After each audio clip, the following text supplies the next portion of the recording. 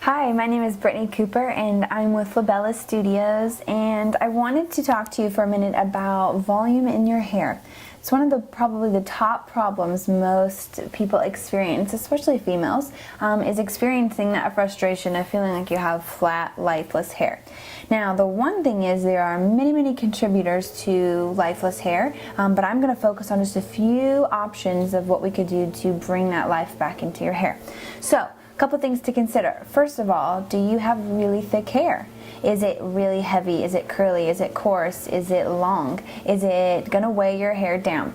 And a lot of times, if that's the answer yes, then there's a specific route that you need to go down. If your hair is heavy and thick, you might already have enough volume, so maybe you aren't the one that's necessarily looking for so much volume. But a couple ways to decrease that and allow it to be a little bit more fluid of a volume is to have them pull out some of the hair, not necessarily thin it all out, but maybe take some of the heaviness and weight off of, especially your lines, your main layer lines, just to kind of free it up so that when you use your products, you use your styling tools, hopefully that will help eliminate some of that give. Also, for those of you who have finer hair like myself, one way to look at your hair, first of all, is again, look at the length. Is it a good length for you? Is it weighing your hair down? Does it need to go up a little bit? I can't tell you, I had gone from really long hair to really short hair, and it was literally like the volume was overnight. So I would definitely strongly encourage you, if you feel like you are having trouble with your hair longer, sometimes not everyone's meant to have long hair, so you really need to figure out what will suit you best, but a lot of times with finer hair, when you go shorter, you're instantly going to allow it to bounce off from the root and have some volume. It will typically behave better too once you put the right products and styling tools to it. So for finer hair, consider adding a little more layers, shortening the actual overall cut itself. Also, something that you can do is think about what type of products you're putting in your hair. You could have 20 of the best products sitting in front of you, but if you're not being specific about what your problem is and what you're wanting to achieve, it's kind of pointless. So focus, weed through them, determine what specific look you want, and for that particular day that you're styling your hair, focus on 2 to 3 products.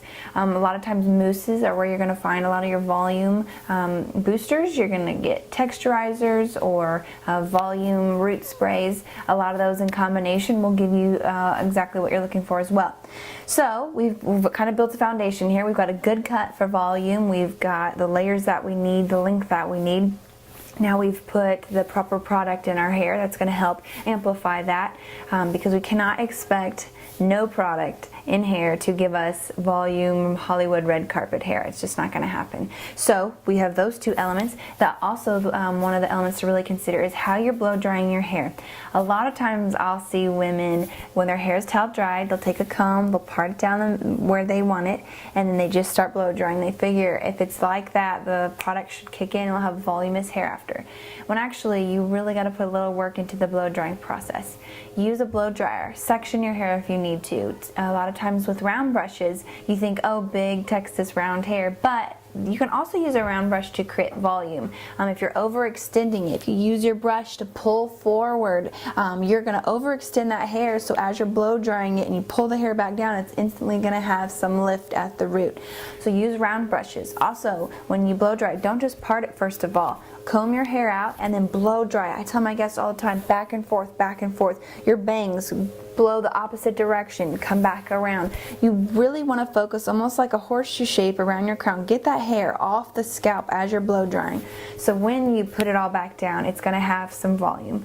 So again, if you add all that together with the right cut, the right layering, if you've got the right products that are going to encourage volume, and you know how to properly blow dry it and style it, you're going to see a huge difference right off the bat. So give it a try. Hopefully it'll help you out.